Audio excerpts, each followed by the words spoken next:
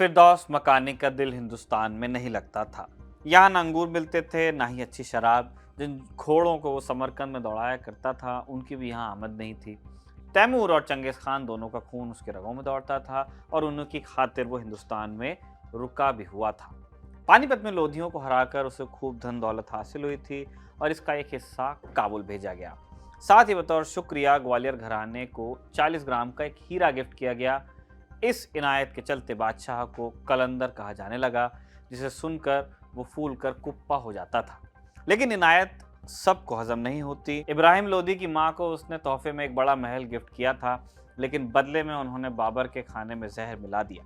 मुगल खुदा का शुक्रिया अदा करते नहीं थकते थे कि उस दिन बाबर का गोश्त खाने का ज्यादा जी नहीं था।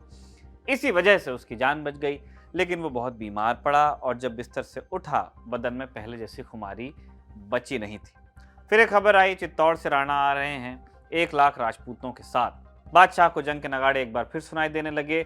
उसके लिए आगरा और समरकंद में अब कोई अंतर नहीं रह गया था। Brought to you by Kuku FM. Download the app now. नमस्कार, मेरा नाम है निखिल और आप देख रहे हैं तारीख, जिसमें हम सुनाते हैं उस तारीख से जुड़ी भारत की ऐतिहासिक कहानियां। आज 12 अप्रैल का दिन है और आज की तारीख का संबंध है राणा सांगा से। शुरुआत से पहले आपको बता दें, तारीख के इस एपिसोड के साझेदार हैं कुकू एफएम ऐप, जो लाए हैं ललन टॉप के दर्शकों के लिए एक खास ऑफर। कुकू एफएम ऐप का प्रीमियम सब्सक्रिप्शन लेने वाले पहले 500 लोगों को मिलेगा 50% का डिस्काउंट। इसके लिए आपको इस्तेमाल करना है LT50 code. Kuku FM app Bharat में पॉडकास्टिंग के सबसे बड़े प्लेटफॉर्म्स में से एक है, जिस पर 1000 घंटे से भी ज़्यादा का कंटेंट है। साथ ही इस ऐप पर आपको मिलेंगी जाने माने वर्ल्ड लीडर्स की जीवनियाँ, आत्मकथाएं, ढेरों उपन्यास और कई तरह की ऑडियो बुक्स। याद रखिए, LT50 ये कोड सिर्फ पहले 500 सब्सक्रिप्शंस पर ही उपलब्ध होगा। बाकी जानकारी के लिए डिस्क्रिप्शन में दिया लिंक आप देख सकते हैं। लौटते हैं किस्से पर। साल 1482 की बात है। मेवाड़ में सिसोदिया राजपूतों का राज था और आज ही के दिन यानी 12 अप्रैल के दिन राणा रायमल के यहाँ एक बेटे का जन्म हुआ। नाम रखा गया राणा संग्राम सिंह। आगे चलकर लोग उन्हें राणा सांगा के नाम से बुलाने लगे। राणा रायमल के यहाँ इससे पहले भी 2 बेटे पैदा हो चुके थे।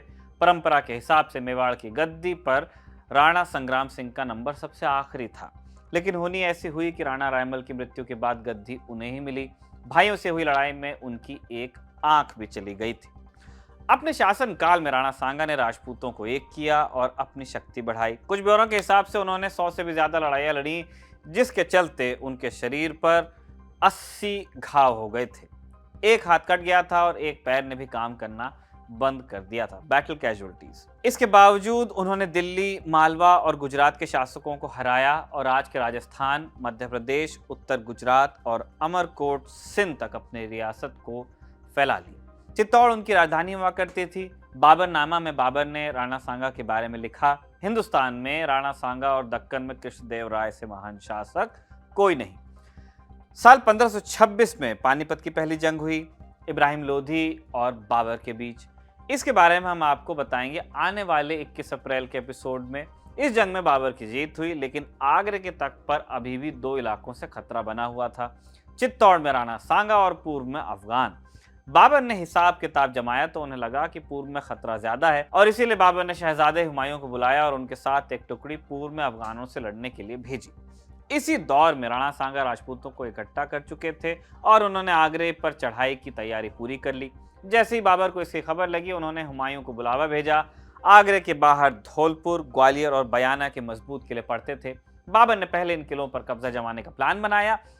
बयाना के किले पर निजाम खां का कब्जा होता था उस वक्त। बाबर ने उसे समझौते की कोशिश की, लेकिन बाद में पता चला कि निजाम खान ने राणा सांगा से पहले ही संधि की हुई थी। 21 फरवरी 1527 को बयाना में बाबर और राणा सांगा की सेनाएं आपस में टकराईं। इस जंग में बाबर की सेना की हार हुई और उन्हें वापस आगरा लौटना पड़ा। स्कॉटिश इतिहासकार विलियम एस्किरसन के अनुसार बयाना में मुगलों को एहसास हुआ कि उनका सामना अफगानों से कहीं भयंकर सेना के साथ हुआ है। राजपूत किसी भी वक्त जंग के मैदान में 2-2 हाथ करने के लिए तैयार रहते थे और अपने सम्मान के लिए जान देने की से भी उन्हें रत्ती भर गुरेज नहीं था। इतिहास के किस्से सुनाते हुए अक्सर बातों को बढ़ा चढ़ाकर पेश किया जाता है। विपक्ष के लिए बुरी तरह हराया, डरकर कांपने लगे जैसे जुमलों को यूं ही उछाल दिया जाता है। लेकिन इस लड़ाई में अगर कहा जाए कि मुगलों की हालत खस्ता हो गई थी तो इसमें रत्ती भर भी अतिशयोक्ति नहीं होगी। बाबरनामा में बाबर ने खुद लिखा, काफिरों ने वो भयंकर युद्ध किया कि मुगल सेना का मनोबल टूट गया, वो घबरा गए थे। बयाना की जंग में हार के बाद बाबर की सेना में शामिल अफगान सैनिकों ने उनका साथ छोड़ दिया। तुर्क भी शिकायत करने लगे थे। एक पराया मुल्क जो उन्हें रत्ती भर रास नहीं आ रहा था, उसे डिफेंड करने का क्या ही तुक था। इब्राहिम लोदी को हराकर उन्हें बहुत सा सोना मिला था, स्पॉइल्स ऑफ वॉर जिनको कहते हैं, लूट फूट खसोट। उन्होंने बाबर से गुजारिश की कि वापस काबुल लौट चलते हैं। 2000 साल से शासक ऐसा ही करते आए थे। खैबर के रास्ते हिंदुस्तान में घुसो, सिंधु के आसपास लूटपाट मचाओ, दिल्ली के तख्त पर अपना वसाल बिठाओ और चलो वापस घर को। बयाना में मुगलों को हराकर राजपूतों के हौसले आसमान पर थे। हरौती, जालौर, सिरोही, डूंगरपुर राजघराने सब उनके साथ हो गए थे। मारवाड़ के राजा राव गंगा स्वयं नहीं आए, लेकिन अपने बेटे की रहबरी में उन्होंने भी अपनी सेना राणा सांगा के साथ भेजी थी। राव मेदिनी राव चंदेरी से जंग लड़ने पहुंचे थे। महमूद लोधी, सिकंदर लोधी का बेटा, भी अपने पिता की हार का बदला लेने के लिए इस अलायंस का हिस्सा तब बना था। वीके कृष्ण राव के अनुसार राणा सांगा बाबर को एक आतताई और विदेशी आक्रांता मानते थे। साथ ही वो दिल्ली और आगरा को जीतकर अपनी रियासत का विस्तार भी करना चाहते थे। उधर बाबर की सेना के हौसले पस्त थे, इसीलिए उन्होंने अपनी सेना में जोश भरने के लिए धर्म का सहारा लिया। उन्होंने ऐलान किया, राजपूतों का साथ देने वाला हर अफगान काफिर और गद्दार है। साथ ही बाबर ने धार्मिक नियम लागू करते हुए शराब पर पाबंदी लगा दी। अब तक बाबर के कैंप में ऊंट पर लाद कर गजनी शराब लाई जाती थी, लेकिन बयाना में हार के बाद उन्होंने अपने सोने और चांदी के प्यालों को तोड़कर सारी शराब जमीन में बहा दी और कुरान पर हाथ रखकर सबसे अहद उठवाया कि कोई एक बूंद शराब को भी नहीं छुएगा। इस्लाम में करना ऐसा हराम है। इस घटना का जिक्र करते हुए बाबरनामा में बाबर ने लिखा, ये एक बहुत अच्छा प्लान था। इस प्रोपेगेंडा का सेना पर भी अच्छा असर हुआ और दुश्मनों को भी लगा हम अब संजीदा हुए हैं। अब जंग के दूसरे चरण की बारी थी। 16 मार्च 1527 के रोज दोनों सेनाओं का आमना सामना हुआ आगरा के 60 किलोमीटर पश्चिम में स्थित खानवा में। बाबरनामा के अनुसार राणा सांगा की सेना में 2 लाख सैनिक थे। कुछ और इतिहासकार इस संख्या को 40,000 तो बाकी कुछ 1 लाख बताते हैं। हालांकि इस बात को लेकर सभी एकमत थे कि राणा सांगा की सेना बाबर से कहीं ज्यादा शक्तिशाली तब थी। बाबर को लगा खुले में राजपूत सेना से जीतना मुश्किल होगा, इसीलिए उसने मुदाफियाना यानी डिफेंसिव फॉर्मेशन तैयार किया। अब यहाँ बाबर ने वही तुलुगमा रणनीति अपनाई जिसके बारे में हमने आपको 5 नवंबर वाले एपिसोड में बताया था। इसके तहत सेना को 3 हिस्सों में बांटा गया, लेफ्ट, राइट और सेंटर डिवीजन। लेफ्ट और राइट विंग को भी फॉरवर्ड और रियर डिवीजन में बांटा गया, यानी आगे और पीछे 2 हिस्से। सेंटर डिवीजन के आगे की पंक्ति यानी कि वैनगार्ड में बैलगाड़ियां खड़ी की गई, जिन्हें मजबूत लोहे की बेड़ियों से आपस में बांध दिया गया ताकि हमला हो जाने पर वो भाग न जाएं। बीच में सिर्फ इतनी जगह छोड़ी गई कि 2 घुड़सवार सैनिक एक साथ निकल सके। इस पंक्ति के पीछे आर्टिलरी थी, तोपखाना जो बैलगाड़ियों से सुरक्षित रहता। बाएं और दाएं फ्लैंक पर माहिर तीरंदाज तैनात थे। युद्ध के शुरू होते ही बैलगाड़ियों के बीच से घुड़सवार हमला करने निकलते और हमला कर वापस बाएं और दाएं फ्लैंक में जुड़ जाते। इस दौरान लगातार तोप के गोलों की वर्षा होती रहती। ये रणनीति उज़्बेकों ने इजाद की थी और इसी से उन्होंने समरकंद में बाबर को 3 बार हराया था। इसीलिए बाबर ने भी यही रणनीति अपने दुश्मनों पर आजमाई। आज के हिसाब से कहें तो मैकेनाइज्ड इन्फेंट्री और आर्टिलरी का संगम है। जब जंग की शुरुआत हुई तो राणा सांगा ने पारंपरिक युद्ध शैली अपनाते हुए सामने से धावा बोला, लेकिन मुगल तोपों के चलते उनकी सेना को बहुत नुकसान उठाना पड़ा। राजपूत सेना घोड़ों और हाथियों के बल पर लड़ रही थी, लेकिन मुगल सेना के मजबूत डिफेंसिव फॉर्मेशन के चलते वो सामने से अटैक नहीं कर पा रहे थे।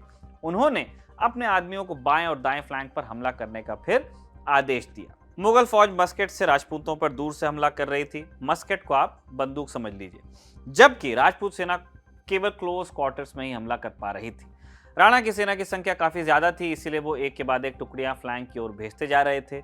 मुगल सेना अपने नुकसान की भरपाई के लिए सेंटर फॉर्मेशन से फ्लैंक को मजबूत करने में लगी थी। यानी जैसे जैसे दाईं और बाईं तरफ सैनिक कम हो रहे थे, वैसे वैसे बीच से सैनिक आकर उनकी जगह लेते भी जाते थे। लगभग 3 घंटों तक लड़ाई इसी तरह से चलती रही। राजपूत फौज मुगल सेना के डिफेंसिव फॉर्मेशन को तोड़ने में नाकाम रही, लेकिन उन्होंने मुगलों की तुलुगमा रणनीति को भी सफल नहीं होने दिया। जैसे ही मुगल घुड़सवार अटैक करने आते, राजपूत फौज भी उतनी ही तेजी से उन्हें पीछे खदेड़ देती। दोपहर तक लड़ाई में तराजू के दोनों पलड़े एकदम बराबर लग रहे थे, लेकिन इसी बीच राजा शिलादित्य, जिन्हें सिलहड़ी तोमर के नाम से भी जाना जाता था, अपनी 30,000 घुड़सवार फौज को लेकर बाबर की सेना से जा मिले। इस धोखाधड़ी से हैरान राणा को अपनी योजना फिर बदलनी पड़ी और इसी हेरफेर में एक गोली आकर राणा को लगी और वो बेहोश होकर गिर गए। सेनापति को गायब देख राजपूत सेना में हड़बड़ी मच गई। ऐसा होता ही है जब लीडर चला जाता है या ऐसा लगता है कि अक्षम हो गया है तो फौज टूटने लगती है। लगभग 1 घंटे तक यही स्थिति बनी रही। तब झाला के सरदार अज्जा ने राणा की जगह ली और उनका भेष धरकर लड़ने लगे। फ्लैंक को बचाते बचाते मुगल सेना का सेंटर कमजोर हो गया था। ये सही वक्त था कि उस पर हमला किया जाता, लेकिन अज्जा के पास राणा सांगा जितना युद्ध कौशल था नहीं। वो फ्लैंक पर ही हमला करते रहे जहां मुगल सेना बहुत मजबूत थी। और इसी बीच राजपूत सेना पर तोपों और गोलियों की लगातार बौछार से काफी संख्या में सैनिक मारे भी जा रहे थे। मौका देखकर बाबर ने अपनी सेना को डिफेंसिव फॉर्मेशन छोड़ फॉरवर्ड प्रेस करने का आदेश दे दिया। राजपूत फौज को पीछे खदेड़ दिया गया। इसके बाद राजपूत सरदारों ने आगे बढ़ने की कोशिश की, लेकिन गोलियों के आगे वो भी नहीं टिक पा रहे थे।